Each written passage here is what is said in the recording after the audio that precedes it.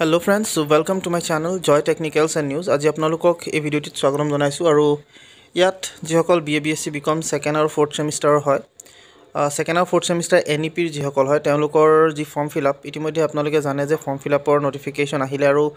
তাৰ বিষয়ে ইতিমধ্যে আপোনালোকক অৱগত মই কৰিছো এতিয়া আজি আপোনালোকক এই ভিডিওটিত কেনেকৈনো আপোনালোকে এই ফৰ্ম ফিল আপ কৰিব পাৰিব সেই স্টেপ বাই স্টেপ যিখিনি প্ৰসেছ আছে এইখিনি দেখুৱাবলৈ চেষ্টা কৰিম গতিকে ভিডিওটি হেকলৈকে চাব আৰু যদি আপোনালোক মোৰ চেনেলটো নতুনকৈ আহিছে তেতিয়াহলে সাবস্ক্ৰাইব কৰি কাষত থকা যেটো বেল আইকন হেতু প্ৰেছ কৰি ৰাখিব সো সকলোকে প্ৰথমতে আপোনালোকক যেটো আপোনালোকৰ ৱেবছাইট অৰ্থাৎ যত আপোনালোকে ফৰ্ম ফিল আপ কৰিব হেতু আপোনালোকে হয়তো জানে যেটো আগতেও আপোনালোকে কৰিছে ফাৰ্স্ট সেমিষ্টাৰত আপোনালোকে হয়তো ফৰ্ম ফিল আপ কৰিছে বা থাৰ্ড সেমিষ্টাৰ আপোনালোকে কৰিছে সো যি সকলে আসলতে ৱেবছাইটটো জানে মই তথাপি এবাৰ আপোনালোকক জনাইছো dibru.somart.edu.in এই ৱেবছাইটত আপোনালোকে যাব লাগে আৰু তাতে আপোনালোকে সম্পূৰ্ণ যি প্ৰসেছ আছে সেই প্ৰসেছখিনি কৰিব পাৰিব সো প্ৰথমতে আপোনালোকে যেতিয়া সেই পেজটোত যাব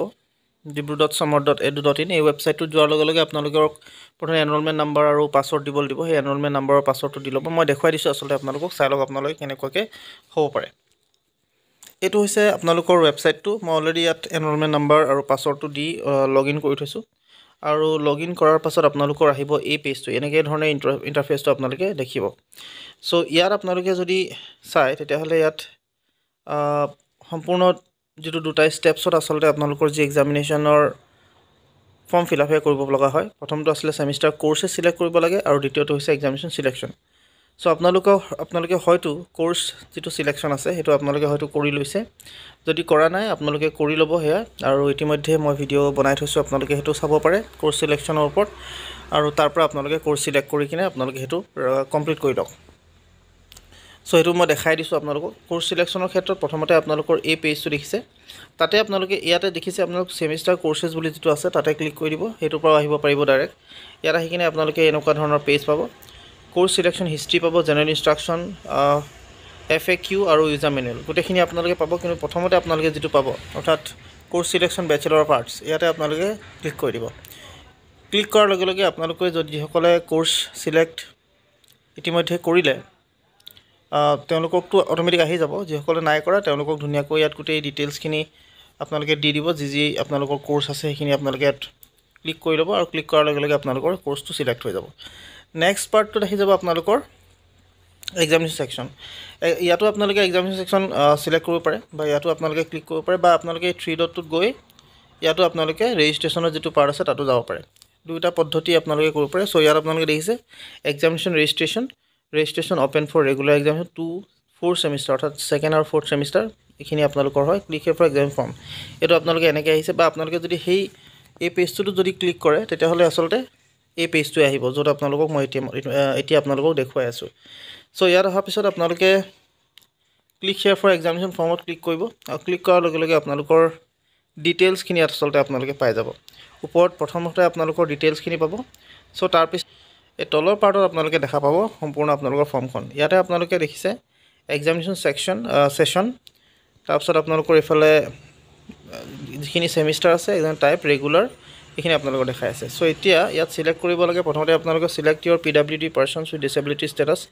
এটো আপোনালোকে সিলেক্ট কৰিব দিছে এটো আপোনালোকে সিলেক্ট কৰিব তাৰ পিছত আপোনালোকে ইয়াত ইয়েস বা নো যদি আপোনালোকৰ শাৰীৰিকভাৱে অক্ষম হয় তেতিয়াহলে ইয়েস কৰিব যদি নহয় তেতিয়াহলে নো কৰিব আৰু যেতিয়া এটো নো কৰিব অটোমেটিক্যালি আপোনালোকৰ এই ডিসেবিলিটি পাৰ্সনসটো দিব নালাগে মানে নো কৰাৰ লগে লগে ইয়াত আপোনালোকৰ দিব নালাগে যদি ইয়েস কৰিছে তেতিয়াহলে আপোনালোকৰ কিমান দূৰ শাৰীৰিকভাৱে অক্ষম হেতু আপোনালোকৰ পাৰ্সেন্টেজ ওয়াইজত থাকে হেতু আপোনালোকে দিব লাগিব আৰু তাৰ পিছত আপোনালোকক দিব select whether you need scribe in examination আপোনালোকে স্ক্ৰাইব লাগে নেকি হেতু আপোনালোকক সুধিছে সো ইয়াত yes no আপোনালোকে দি দিব যদি স্ক্ৰাইব মানে আপোনালোকে হয়তো বুজি পাইছে যে যিসকল অন্ধ বা যিসকল আসলতে শাৰীৰিকভাৱে অক্ষম তেওঁলোকক যেটো কিছু লিখা মেলা ক্ষেত্ৰত কোনোবা এজন ব্যক্তিৰ প্ৰয়োজন হয় নিজাববীয়াকৈ যেটো লিখিব নোৱাৰে গতিকে তেনে ক্ষেত্ৰত আসলতে এই স্ক্ৰাইব লাগে সো আপোনালোক তেনেকুৱা যদি নহয় শাৰীৰিকভাৱে অক্ষম তেতিয়াহলে ইয়াত নো কৰি দিব তাৰ পিছত আপোনালোকে কোৰ্সৰ নেম গিটা আপোনালোকে তলত দেখিছে গোটেইখিনি আপোনালোকৰ ইয়াত দিয়াই থাকে যিকিটা কোৰ্স আছে আপোনালোকে যিকিটা সাবজেক্ট আছে হেইটা আপোনালোকৰ দিয়া আছে গতিকে এইখিনি আপোনালোকৰ কোনো চেঞ্জ কৰিবলৈ অপচন ইয়াত নাই দেখায় আপোনালোকে একো কৰিব নোৱাৰে সব অটোমেটিক হৈ আছে সো ইয়াত আপোনালোকে লাষ্টত গৈ সাবমিট কৰি দিব সাবমিট কৰাৰ লগে লগে আপোনালোকৰ যেটো ফৰ্ম ফিল আপৰ পাৰ্ট হেয়া কমপ্লিট হৈ যাব আৰু আপোনালোকে প্ৰথমতে সাবমিট নকৰিব এই বস্তুকিটা দি ল'ব ইয়াত সিলেক্ট কৰিহে তাৰপিছত ইয়াত ছাবমিট কৰিব ছাবমিট কৰি কিনে প্ৰিণ্ট আউট এটা ৰাখি ল'ব প্ৰিণ্ট আউটটো আপোনালোকক দৰকাৰ হ'ব যেতিয়া আপোনালোকে কলেজত যেহেতু ফৰ্ম ফিল আপৰ সেই গোটেই ডিটেইলছখিনি দিব লাগে গতিকে সেয়া প্ৰিণ্ট আউটটো বিচাৰিব আপোনালোকে সেই প্ৰিণ্ট আউটটো উলিয়াই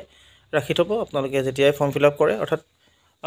যেতিয়া ফিজ দিব আচলতে সেই ডেটত আপোনালোকৰ যিটো কলেজে এটা নটিফিকেশ্যন যিহেতু দিব ডেট দিব তেওঁলোকে সেই ডেটত লৈ গৈ সেইটো জমা দি দিব আৰু তাৰপিছত আপোনালোকৰ যিটো ফৰ্ম ফিল আপৰ প্ৰচেছ সেয়া সম্পূৰ্ণ হৈ যাব চ' এনেকৈ আপোনালোকে নিজৰ ফৰ্ম ফিল আপবিলাক কৰিব পাৰিব আশা কৰিছোঁ আপোনালোকে ভিডিঅ'টো হয়তো ভালদৰে গম পাইছে আৰু যিমান পাৰে সিমান আপোনালোকৰ লগৰবিলাকৰ লগত শ্বেয়াৰ কৰিব পাৰে